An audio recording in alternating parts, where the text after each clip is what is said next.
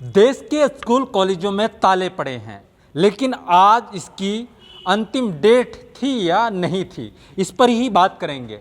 मैं आपके साथ में रहीम आपको बताऊंगा कि आज का दिन कैसा रहा। आज कॉलेज खुलने का पहला दिन था कोविड के बाद। जब कोविड से पहले कॉलेज का अगर आप रूप देखेंगे तो हरे भरे रहा करते थे, बच्चों की इतनी तादाद हुआ करती थी कि पैर रखने की जगह नहीं रहती थी।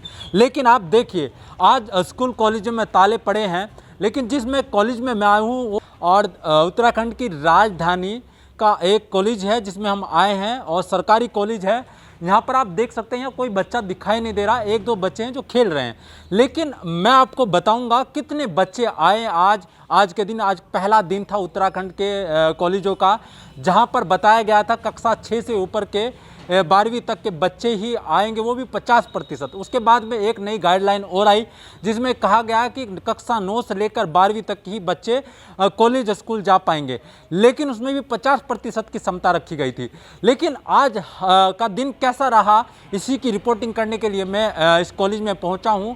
ये उत्तराखंड के देहरादून का माजरा स्थित बहुगुणा इंटर कॉलेज की तस्वीर है, जब मैं आपको दिखाना चाहता हूं। आप देख सकते हैं ये बिल्डिंग सूनी पड़ गई है। वजह यह है कि कोविड से पहले तो बच्चे यहाँ पर खेलते कूदते पढ़ाई करते रहते थे, लेकिन अब यहाँ पर सब कुछ सूना पड़ गया है। वजह है कोविड ने हालात इतने बुरे कर दिए हैं कि जिससे कि हालात सुधरने में भी समय लगेगा। तो मैं कवर इसलिए करने के लिए आया, लेकिन हम आपको बात बताएंगे कि क्या आने वाले समय में ये जो हम दुनिया जी रहे थे स्कूल कॉलेज की, क्या वो वापस आ पाएगी। लेकिन अभी भी जो परिवार के लोग हैं वो अपने बच्चों को नहीं भेज रहे हैं।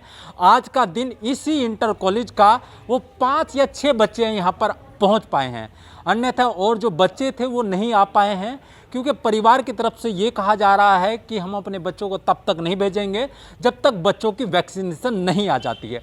तो आप समझिए पूरे भारत में अगर राजस्थान की तस्वीर देखें, उत्तर प्रदेश की तस्वीर देखें, उत्तराखंड की तस्वीर देखें, तो कहीं ना कहीं जो जिनको वैक्सीनेशन होना था उनको नहीं हो पा रहा है। कहीं वैक्सीनेशन की कमी है तो कहीं लोग जानबूझकर नहीं लगवा पा रहे हैं। एक BBC की रिपोर्ट आती है जो राजस्थान से आती है, उसमें कहा जा रहा है कि चाहे 1 लाख रुपए हमें कोई दे दे, हम अपने बच्चों को और खुद को वैक्सीनेशन नहीं करा पाएंगे।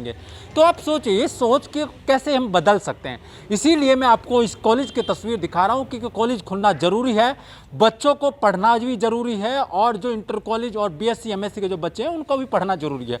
मेरे साथ में निशी भाटिया है, उन्होंने एक इंटरव्यू लिया था, उन्होंने एक डॉक्टर का इंटरव्यू लिया था और उन डॉक्टरों ने क्या कहा था उसको ही सवाल लेकर मैं इनसे बातचीत करूँगा। हमारी एंकर है समाचार इंडिया की निशी मैम, ये जो इंटरव्यू आपने किया था डॉक्टर का, तो उन्होंने जाहिर तौर पर यह कहा था कि बच्चों को स्कूल कॉलेज नहीं भेजना चाहिए, या भेजना चाहिए तो पहले वैक्सीनेशन हो जाना चाहिए बच्चों का भी। तो क्या बात हुई थी, बातचीत क्या हुई थी?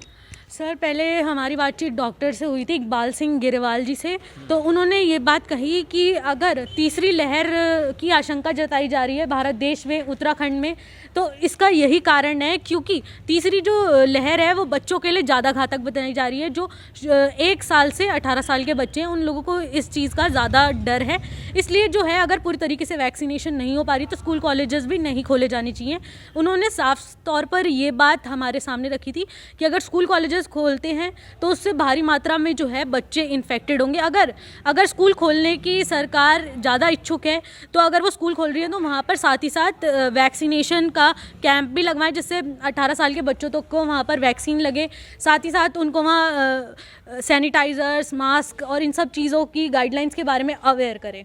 अच्छा निशी जी, मैं एक बात और पूछना चाहूँगा, क्या इसी कॉलेज के ये हालात हैं कि 5 से ज़्यादा बच्चे या 6 से ज़्यादा बच्चे नहीं आ पा रहे हैं? क्या देहरादून के अलावा और जगह से भी आप रिपोर्ट पढ़ रही हैं, क्या आज के हालात रहे हैं कॉलेज के? जी सर, हमने पिछले साल भी जहाँ 2 साल से कोरोना काल के चलते स्कूलों में ताले लटके हुए थे, उसके बाद 4 महीने पहले भी यहाँ स्कूल खोले गए थे उत्तराखंड में, और साथ ही साथ देहरादून के कई स्कूल्स में हम लोगों ने दौरा किया था। तो वहाँ पर हमने ये जानने की कोशिश की थी कि कितने बच्चे मौजूद हैं, कितने के अभिभावक जो हैं उन्हें भेजने के लिए राज़ी हैं स्कूल में, कितने लोग सुरक्षित महसूस कर रहे हैं स्कूल में आके। तो हमने इन सब चीज़ों का जायज़ा वहाँ जाकर लिया था। तो साफ तौर पर ये बात सामने आई थी कि अभिभावक जो हैं वो बच्चों को स्कूल भेजने के लिए अभी भी फिर भी चिंतित हैं कि स्कूल जाकर अगर वो 4 जनों के साथ या 4 बच्चों के साथ बैठेंगे, शायद उनको इतनी अच्छी एजुकेशन ना मिल पाए कि वहाँ पर उनको किस तरीके से बैठना है, कितनी सोशल डिस्टेंसिंग का पालन करना है, किस टाइप से खाना खाना है। फिर भी बच्चे जो होते हैं वो आनाकानी करके उनके किसी ना किसी चीज़ पे टच हो जाते हैं। तो ये चीज़ों का जो है अभिभावकों को बहुत ज़्यादा खतरा था। इस कारण जो पिछले साल भी हमने आंकड़े देखे थे तो बच्चे कम से कम 5 से 6 या फिर ज़्यादा से ज़्यादा 10 बच्चे जो थे एक स्कूल में आया करते थे। और आज भी हम जब यहाँ पर आए हैं बहुगुणा इंटर कॉलेज में, तो यहाँ का भी यही स्थिति हमें देखने को मिली है कि हमने यहाँ के टीचर स्टाफ से बात की तो उन्होंने ये बताया कि आज भी जो बच्चों की तादाद थी, पहला दिन तो खोलने का था उत्तराखंड के स्कूल का, तो यहाँ पर भी मुश्किल से 4 से 5 बच्चे जो थे आज उपस्थित थे। अच्छा, तीसरी लहर की बात करते हैं। तीसरी लहर स्कूलों कॉलेजों को लेकर एक संदेश है। कुंभ को लेकर कहा गया था कि कहीं ना कहीं खतरा है, लेकिन कुंभ करा दिया गया। तो क्या जैसे डॉक्टर साहब से आपकी बात हुई थी, क्या आपको भी लगता है कि अगर हम लोग स्कूल कॉलेज अगर खोलते हैं पहाड़ क्षेत्रों के पलायन के, उत्तराखंड उत्तर प्रदेश हो कहीं के भी हो, तो क्या तीसरी लहर का असर पड़ने वाला है? क्योंकि वैक्सीनेशन तो बच्चों का हुआ नहीं है ना, तो क्या आप इस पर क्या सोचते हैं? जैसा कि उत्तराखंड जो है एक धार्मिक स्थल के साथ साथ एक पर्यटक स्थल भी है। यहाँ पर बहुत सारी ऐसी पर्यटक स्थान है, मसूरी है, हरिद्वार की हर की पौड़ी है, यहाँ पर और भी कई सारी जो जगहें हैं वो पर्यटक स्थल हैं जहाँ पर लगातार जो है बाहरी राज्यों से जो है पर्यटक लगातार हमारे उत्तराखंड में आ रहे हैं। बेशक वो RT-PCR कोरोना रिपोर्ट साथ लेकर आ रहे हैं, लेकिन फिर भी जो है बाहर से अगर कोई आ रहा है तो साथ ही साथ कोई ना कोई इन्फेक्शन आने का डर रहता है और साथ ही साथ इन्फेक्शन का भी डर रहता है, जिससे उत्तराखंड का जो माहौल है, पहले यहाँ का उत्तराखंड में जो संक्रमितों का दर था वो कम से कम 9 तक पहुँच चुका था कोरोना का, और अब जो है वो 60 के फिर करीब पहुँच चुका है कोरोना संक्रमितों का दर। और इसी कारण जो है अगर स्कूल कॉलेजेस खोलने की बात की जा रही है तो सरकार खुद ही हमारे को ये बात बता रही है कि तीसरी लहर जो आने वाली है वो बच्चों के लिए ज़्यादा घातक होगी और इससे पहले बच्चों को सावधान किया जाएगा। और वैक्सीन भी आ रही है बच्चों के लिए, 18 साल के बच्चों तक के लिए। तो ये चीज़ें जब सरकार हमारे को खुद बता रही है तो ऊपर से स्कूल खोलने जैसा बड़ा निर्णय जो हमारी युवा पीढ़ी है इनके लिए जो लिया जा रहा है इतना बड़ा डिसीजन, तो उस पर हमारा खुद एक बारी को चिंताजनक बात है।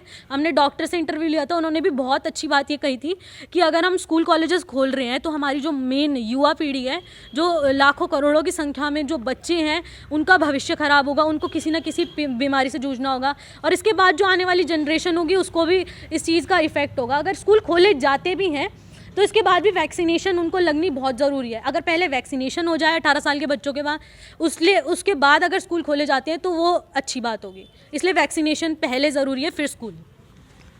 बड़े बड़े डॉक्टर कह रहे हैं कि इस रंग को कैसे भरा जाए जो पहले था। वैक्सीनेशन तो अभी आया है, लेकिन कोविड से पहले के जो हालात थे स्कूल कॉलेजों के वो हरे भरे थे। लेकिन आज वो दिन हमें देखने को मिल रहा है। बच्चे स्ट्रेस में हैं, ऑनलाइन सही से पढ़ाई नहीं कर पा रहे हैं और अगर स्कूल कॉलेजों में उनको बुलाया जाए तो वैक्सीनेशन नहीं हो पाया है। तो कहीं ना कहीं दोनों तरफ खतरा है, कहीं पढ़ाई का खतरा है तो कहीं जान का खतरा है। अब समझना हम सब लोगों को हो, करना क्या है। सरकार को भी इसमें सतर्कता दिखानी पड़ेगी, चाहे उत्तराखंड सरकार हो या फिर पंजाब या हिमाचल या फिर आप उत्तर प्रदेश की बात करें।